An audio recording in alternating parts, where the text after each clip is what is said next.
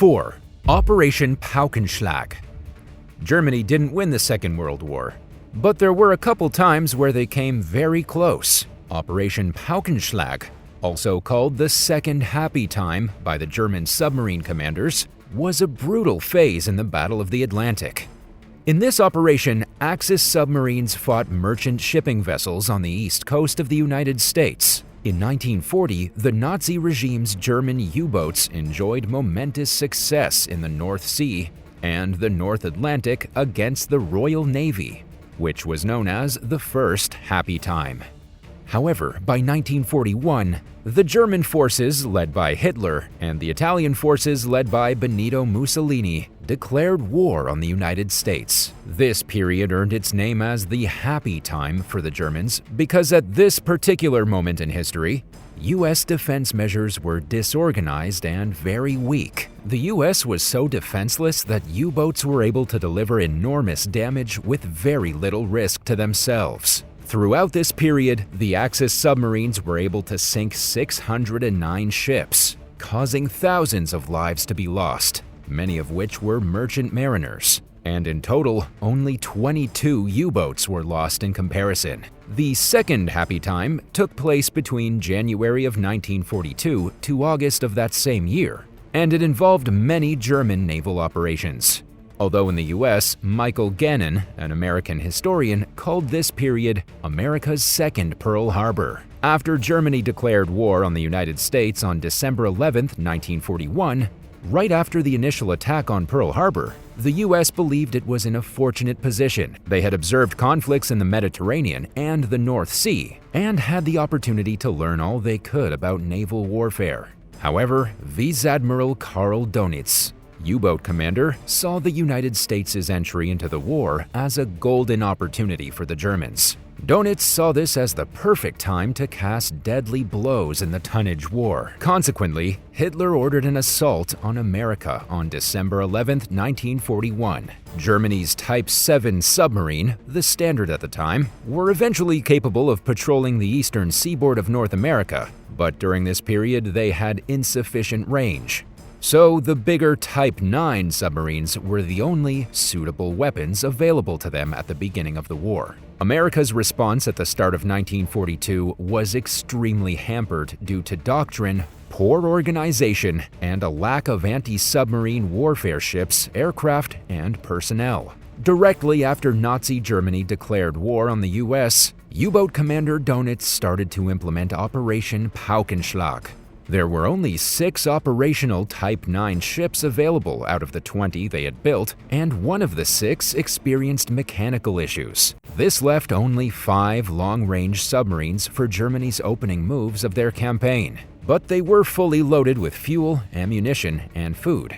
Operation Paukenschlag was the Germans' first wave of attack in the war. The first Type 9 submarine departed Lorient, France on December 18, 1941, while the others followed suit over the next couple days. They received their first victory on January 12, 1942, as they arrived in the coastal region of North America against the Cyclops, a Canadian freighter, which was sunk by the Nazis off Nova Scotia. In the following 9 days, 26 more ships were destroyed by the Germans. The submarines sailed along the coast, submerged throughout the day, and at night they would surface in order to pick off any merchant vessels that crossed their path. In only their first wave of attack, the German U-boats were able to pick off nearly 50 ships before returning to port in February of that same year, without any losses on their side.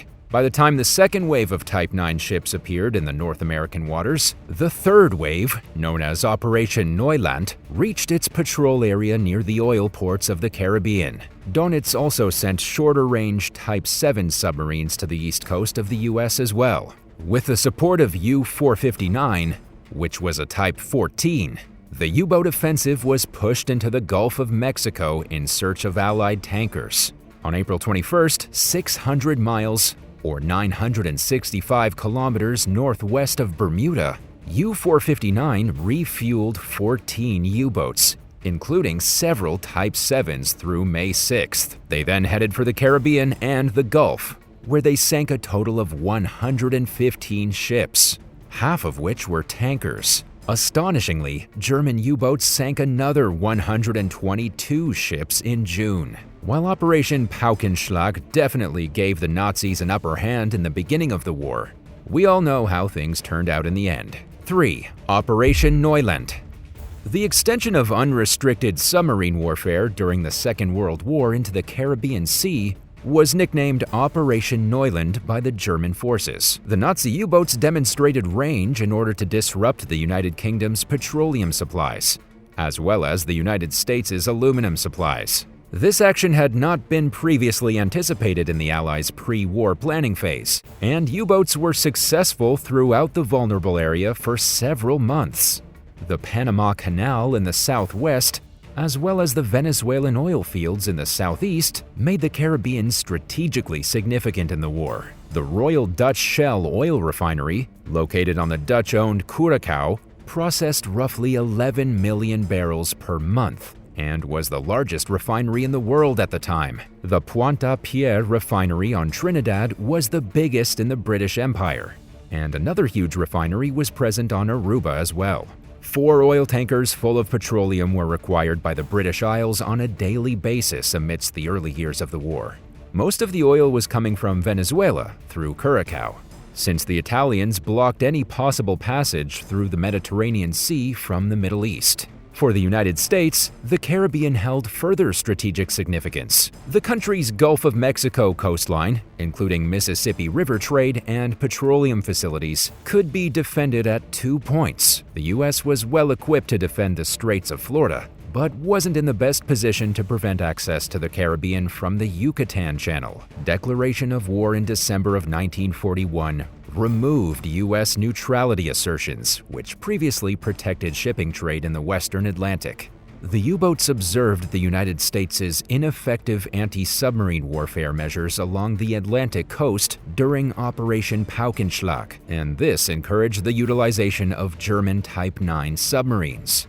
They used these ships to explore conditions in the southern portion of a previously declared Pan-American neutrality zone. In January of 1942, 3 U-boats set sail with orders to attack the Dutch refinery facilities on February 16th. Then, U-161 sailed to Trinidad to attack on January 24th, and was joined by U-129 2 days later. On February 2nd, U-126 set off to patrol the Windward Passage that exists between Cuba and Hispaniola, and 5 other Italian submarines went to patrol the Lesser Antilles on the Atlantic side. In order to disperse Allied anti-submarine warfare resources, these 11 German and Italian submarines patrolled independently until exhaustion of torpedoes, fuel, or food required their enemies to return to France. U-156, under the command of Werner Hartenstein, attacked SS Oranjestad and SS Pedernales 2 miles (3.2 kilometers) off the coast of Aruba on February 16th. They attempted to take the Lago refinery,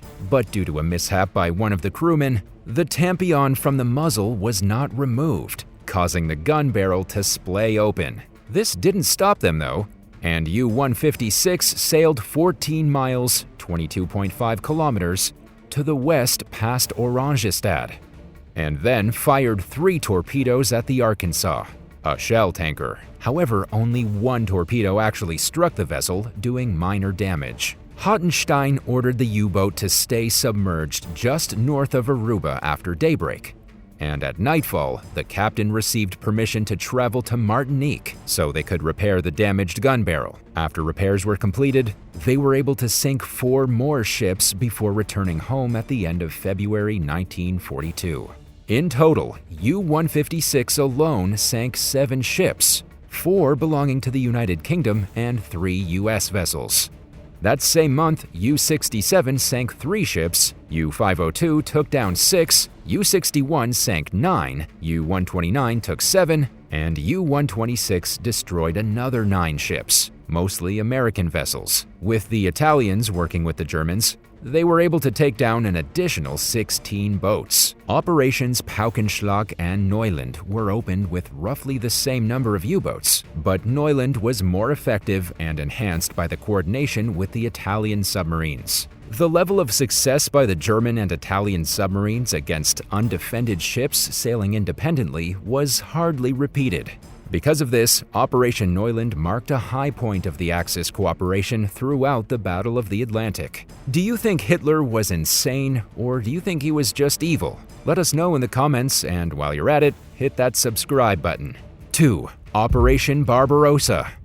Operation Barbarossa was originally named Operation Fritz during the Second World War, and was the code name for the invasion of the Soviet Union by the Germans. Adolf Hitler was proud of himself for the German-Soviet non-aggression pact that was signed in 1939, and it remained his most profound emotional conviction as the war entered its second year. After the Soviets occupied Bessarabia, Bukovina, and the Baltic states in June of 1940, the Soviet forces were stationed in proximity to the Romanian oil fields, which Germany heavily depended on. This action only heightened Hitler's long-standing plan to overthrow the Soviet regime. He began to grow suspicious of the Soviet leader Joseph Stalin's intentions, and felt that he could no longer afford to wait and act on his plan to subjugate Western Europe. The invasion of USSR was originally scheduled for the middle of May 1941 by Hitler and his generals. However, due to the unforeseen necessity to invade Greece and Yugoslavia in April of that same year, the Soviet campaign was postponed until late June.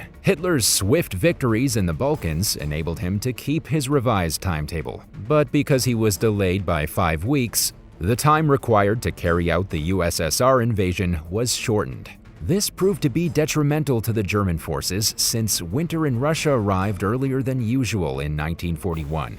Aware of the coming winter, Hitler and the heads of the German Army High Command decided to continue with their plans. They were adamantly convinced that it would only take 2 or 3 months to defeat the Red Army, and they thought that the Germans would have control of the entire European part of Ukraine and Russia by the end of October. The codename for the Soviet Union invasion was first given the name Operation Fritz, but Hitler later renamed it Operation Barbarossa after Frederick Barbarossa, the Holy Roman Emperor that reigned from 1152 to 1190. This Roman emperor sought to establish German predominance in Europe during his rule, and must have played a part in Hitler's ambition for territorial expansion. For the German campaign against the Soviet Union, Hitler allotted almost 150 divisions that contained a total of roughly 3 million soldiers. Included in the units were 19 panzer divisions, 7,000 artillery pieces, 3,000 tanks, and 2,500 aircraft.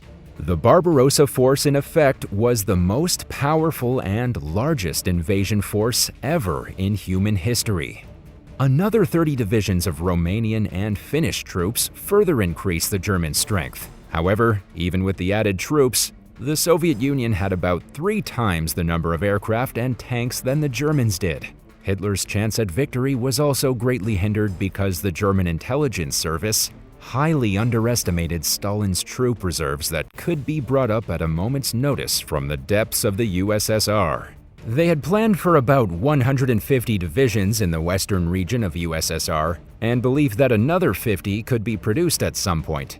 However, the Soviets ended up bringing more than 200 fresh divisions by mid-August, which astonishingly brought their total to 360. So, even though the Germans were successful in shattering the Soviets' original armies with their superior technique, they soon found their path to be effectively blocked by Stalin's newly established troops. In the end, Hitler's forces ended up achieving significant victories in their invasion against the USSR, and even came to occupy some of the most important areas of the Soviet Union, mainly in Ukraine. However, the extended period of time spent fighting here greatly depleted Germany's resources and allowed for the United States and Great Britain to seize initiative from Hitler. Germany never was able to fully defeat the Soviet Union as planned, and they ultimately lost the war once and for all in May of 1945. 1. Blitzkrieg.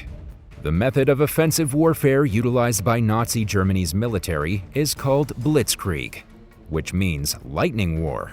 This strategy was mainly responsible for their success in the early years of World War II. Combined forces of motorized infantry, artillery, and tanks allowed the Germans to penetrate their opponent's defenses on a narrow front, striking effectively into enemy territory and bypassing pockets of resistance. The Luftwaffe, the German Air Force, provided air support, allowing them to establish local air superiority and bomb key objectives.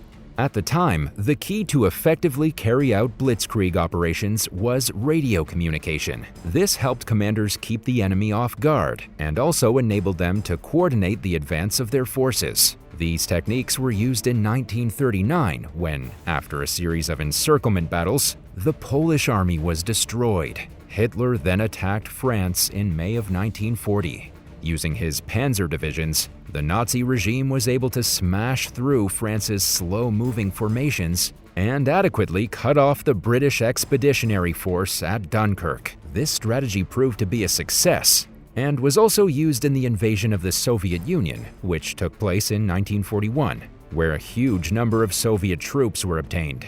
However, blitzkrieg was far less successful when utilized against organized defenses. The flanks of rapidly approaching mobile forces were highly vulnerable to counterattack. Soviet commanders also learned how to stop incoming German assaults with their successive defense lines of infantry and guns. The days of blitzkrieg were over by 1943, and in the end, Germany was forced into a defensive war on every front. What other operations would you like to learn about from the Second World War? Let us know in the comments below, and don't forget to subscribe. Thanks for watching, and we'll see you next time.